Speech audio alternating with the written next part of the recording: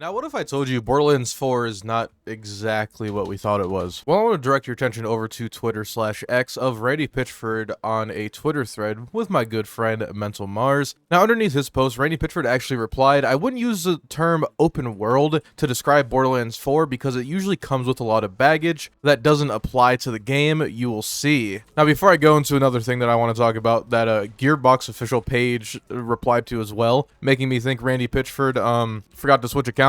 When Randy says this, and he says it doesn't apply to Borderlands 4, when we think open world, what do we think? I typically think Far Cry, Assassin's Creed, maybe Cyberpunk, GTA. I think of open world games in that aspect. So, if Borderlands 4 doesn't come with the baggage of an open world, and the CEO himself says, you know what, I wouldn't classify this as an open world game, I actually think this is a good thing for the game. Now, I know people are saying the vast maps and the big maps are going to be nice, the loading times, but I think if Borderlands went to a full-on open world with all the baggage that Randy Pitchford has mentioned, you kind of lose what makes Borderlands Borderlands. I kind of like going to different tile sets, going up to the fast travel station, clicking a button on a hologram and loading into a new area. Plus, for the long term, it just makes performance a whole lot better. Now, there's going to be inherent negatives to this statement, and people are probably going to be let down by the fact that Randy Pitchford even said that, but I think if you're a Borderlands fan and you know the future of Borderlands and you want it to be a certain way like Borderlands, you probably don't care too much that he said this. If anything, you're probably jumping with joy that it's not going to follow the traditional generic open world, fast travel, use a vehicle, drive for 20 minutes, you know what I mean? Borderlands has always been quick, action-packed fun. 90% of the places you can teleport to in Borderlands, you're going to see an enemy within the first 30 seconds, and I think it should remain that way. I want to embrace the beautiful environments, but I don't want to sit there and just look at them for the sake of looking at them. Now, Killer6 actually replied to Randy Pitchford here saying, can you talk about the loot rarities above Legendary and the possibility that they return? And then surprisingly, for some reason, Gearbox official, like I said earlier, I think Randy forgot to log out of his accounts, more will be shared on loot drops at a later date. And now this is causing a whole lot of talk in the Borderlands community because people are starting to be like, dude, are we already not going to get pearlescence? And my thoughts is they're going to do a completely different loot system. Maybe, obviously the colored rarities were shown in the trailer, that's not what I'm saying, but maybe the loot system is so different to the point that all the other rarities don't exist because there's a new system in place that kind of puts legendaries above themselves, similar to anointments, but hopefully in a more drawn out, better way. Honestly, this scares me a lot more than the whole open world scaboodle because this can mean multiple things. This can mean the game's going to be action-packed, filled with rarities and a bunch of things to do, but the tonality of this reply, and yes, I'm looking this deep into it because I have nothing better to do. If you look at how Gearbox is replying to people and how they post, when you see this tweet, there's no like smirky underlying remark or hidden message or tonality to it. The tonality of this seems like, I have bad news I need to break to you at the business meeting on Friday, make sure you get there at 10:30. You know what I mean? This does not give off the energy that wait and see for more reveal smiley face. Like, you know what I mean? There's nothing here that makes a Borderlands player see this tweet and they're like, oh, I can't wait to see the new rarities. This makes me personally feel like, oh, we're not getting anything above Legendary, which I hope isn't true because that would probably really piss me off. But that's just a little Borderlands 4 news and updates I don't want to keep you guys posted on because I am excited for the game, but I think the community isn't all chronically on Twitter/X, so I'm going to share the information of things that are being announced and talked about before they end up on another GameSpot article. But if you want to see me for all Borderlands content, make sure you like, comment, subscribe, and don't forget to hit that bell so you never miss out on another video from me, guys. Stay safe, happy holidays, happy New Year's, and I'll see you all later.